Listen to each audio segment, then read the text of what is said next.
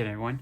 Scott Player Pop Cult Fan here, and in this video, I thought it would be fun to look back at the very first MCU film, the first Iron Man film, since, the Loki show is currently airing, and it will be done airing next week, so I'll be able to do a full review for the first season of Loki next week when the final season premieres on Disney Plus, and with the new Black Widow movie coming out this weekend, hopefully I'll get a chance to see that movie this weekend and then do my review for it for you guys.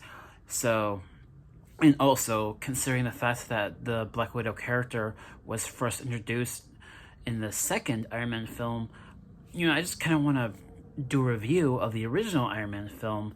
But also, another bit of sad news that I will touch upon a little bit because Robert Downey Jr.'s dad, Robert Downey Sr., just passed away this morning.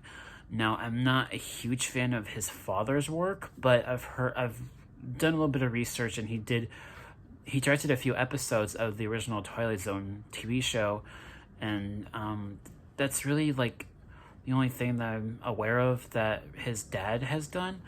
I mean, I'm sure he's done other movies, but I'm just not really well versed into that time period of film, so I'm not that knowledgeable of some of the work his father, Robert Downey Sr., has done. But yeah, his dad just passed away this morning, so that is a little bit of sad news, which is another reason why I wanted to do a review of the first Iron Man film.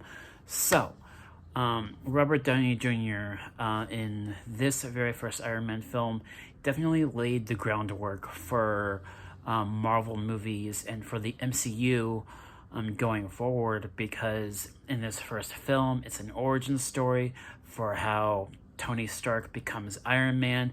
You see him in that cave and him being imprisoned, but that doesn't stop him from using his intelligence to create his own armored suit with a box of scraps, as Obadiah would say later in the film.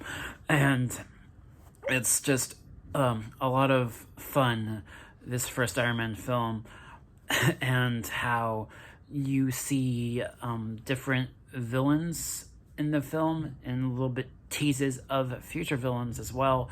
In the beginning of the movie too, the 10 rings, how the 10 rings are the major factor of Shang-Chi and the Legend of the 10 Rings.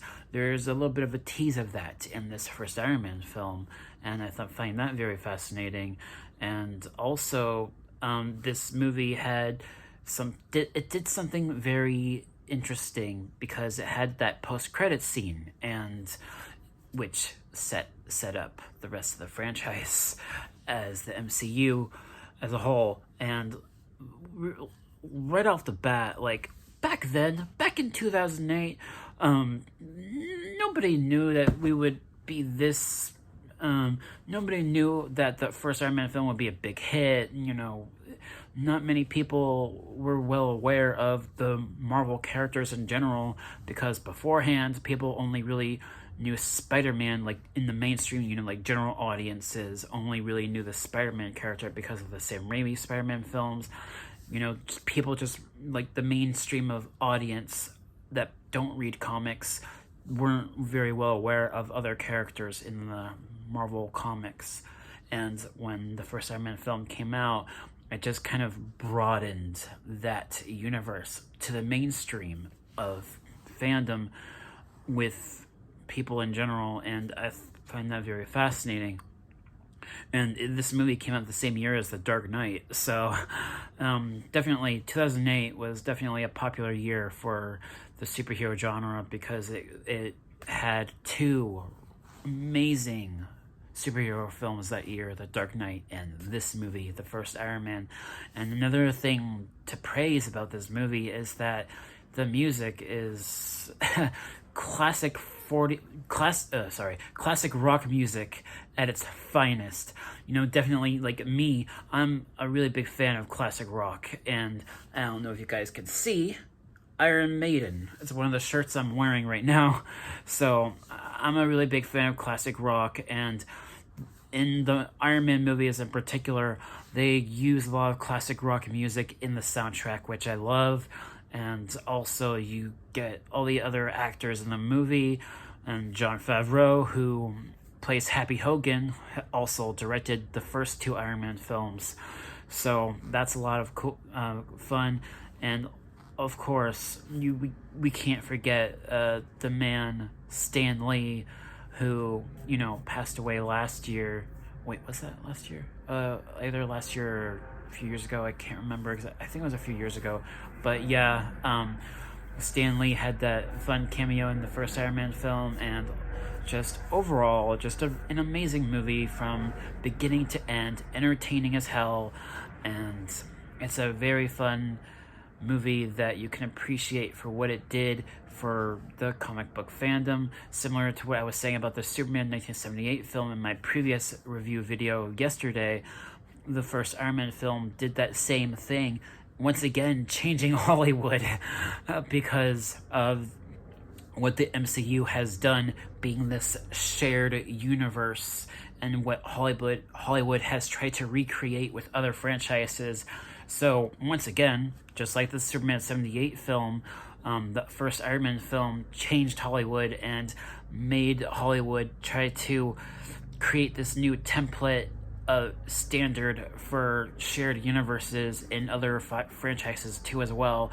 And they've tried it with other franchises, not quite as successfully, but yeah, and you have a lot to respect with this first Iron Man film.